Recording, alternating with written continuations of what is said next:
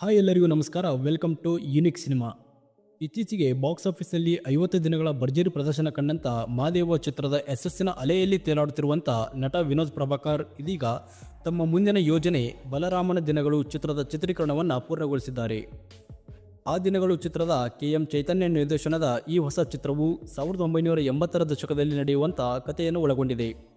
ಬೆಂಗಳೂರು, ಮೈಸೂರು, ಶಿವಮೊಗ್ಗ ಮತ್ತು ಸಕಲೇಶಪುರದಂಥ ಸ್ಥಳಗಳಲ್ಲಿ 80 ದಿನಗಳ ಚಿತ್ರೀಕರಣವನ್ನು ಪೂರ್ಣಗೊಂಡಿದೆ. ಪೋಸ್ಟ್ ಪ್ರೊಡಕ್ಷನ್ ಶೀಘ್ರದಲ್ಲೇ ಪ್ರಾರಂಭವಾಗಲಿದ್ದು ತೀವ್ರ ನಿರೀಕ್ಷೆಯನ್ನು ಮೂಡಿಸಿದೆ. ಪದ್ಮಾವತಿ ಫಿಲ್ಮ್ಸ್ ಬ್ಯಾನರ್ ಅಡಿಯಲ್ಲಿ ಪದ್ಮಾವತಿ ಜಯರಾಮ್ ಮತ್ತು ಶ್ರೇಯಸ್ ಬಲರಾಮನ ದಿನಗಳು ಚಿತ್ರವನ್ನು ನಿರ್ಮಿಸಿದ್ದು ಕನ್ನಡ ಸಿನಿಮಾದ ನಿರ್ಮಾಣಕ್ಕೆ ಪಾದಾರ್ಪಣೆಯನ್ನು ಮಾಡಿದ್ದಾರೆ.